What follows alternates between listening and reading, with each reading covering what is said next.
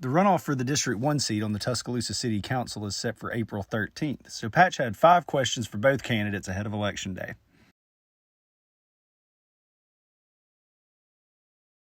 One thing that I've learned, to your point, this is my second time being in a runoff. Realize that you're not in a sprint.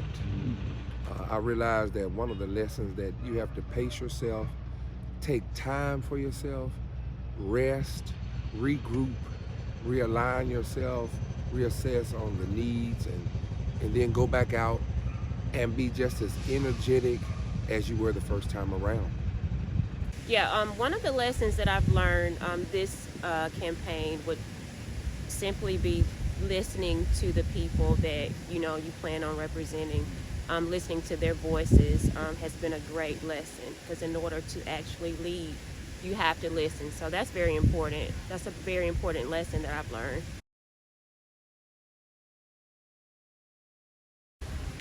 Yeah, so I've always been a person that just really admires people and giving back. My grandmother raised me to actually believe in people, and if you have the power to help them, you do that. So being an unelected official has really been difficult to serve in a capacity where I'm reaching everyone. So I believe being on the city council, I will be able to work that position to help more people. For years, I believe that I've been prepared by doing various things in the community where we are today. At Burrell Odom Park is where over 20 years ago I helped plan, organize, and implement the West End Fun Day under the leadership of my great uncle, the late Reverend Myron Hamlin, which that Fun Day goes on still, where we connect to the community in various ways. Even up until this point, having the experience of working in the school system, being from a para-educator to a substitute school teacher, then moving all the way up to being a board member of the very educational organization that my grandfather was a janitor in. As a lifelong resident of Tuscaloosa, I believe that having the experience and exposure to being even on the Tuscaloosa City School Board has given me the tools to be able to deal with major projects, has given me the opportunity to collaborate with people from various ethnic, social, economic backgrounds, has given me the opportunity to implement strategies that are conducive for every child, every teacher, every adult, for community at large. Listen, the experience of the Tuscaloosa City School Board has given me the opportunity to just share my vision. Here it is, we're working on a Hope Center, which is going to be at Stillman Heights, which is going to house wraparound services for our community that so many people need.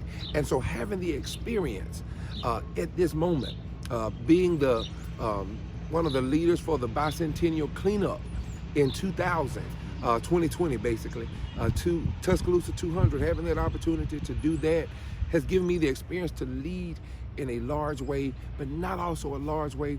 I've also managed to lead in a small way, one child at a time. I've had the opportunity to mentor young people, and I believe that these are just some things that I've done that I believe are pushing me toward new opportunities.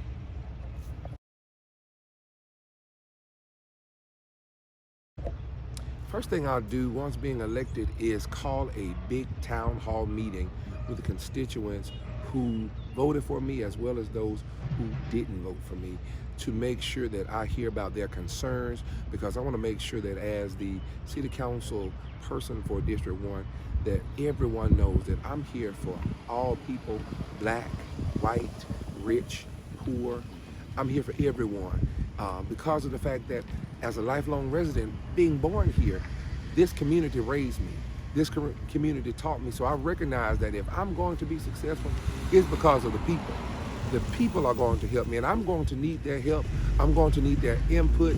I'm going to need their talks. I'm going to need their concerns, their challenges, that's going to help me be better informed to go back to City Hall to talk to the groups and the council and to advocate for the people that I serve. So I believe I'm going to work for my community. I always have, I always will. And it's not the position that the person is in, it's the person actually working the position to move their district forward. I'm so excited to continue fighting and working for District 1 if elected.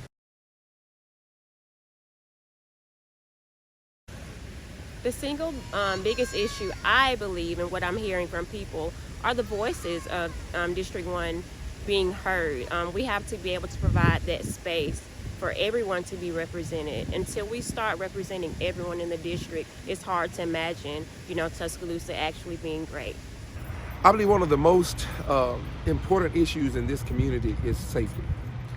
I believe that safety first will bring about different opportunities for change.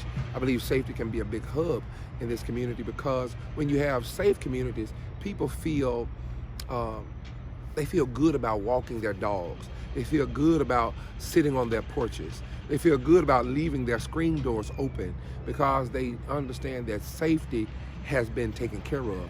Also, talking to as many seniors in this area, they want to feel safe. They've lived here all of their life. I want them to feel safe.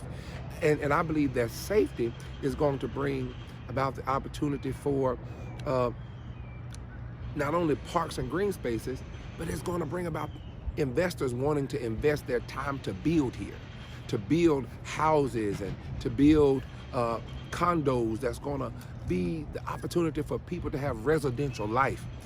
I'm excited about the Western Riverwalk that's coming to this area that's going to be conducive for building houses and condos. And I believe that when you have safe communities, putting together mixed with education is going to help people if they decide that they would like to sell their property.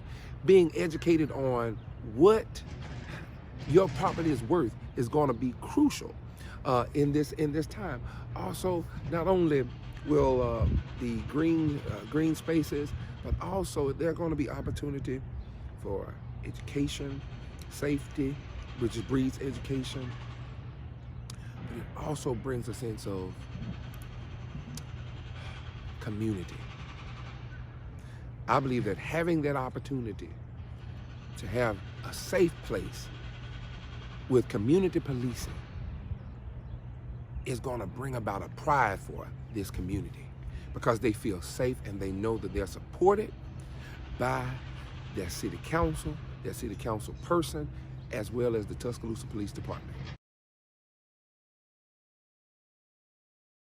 I am very proud of the Tuscaloosa City School System.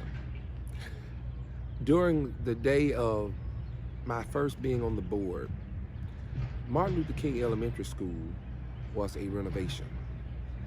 And I'm grateful and thankful that after being elected, there was much discussion.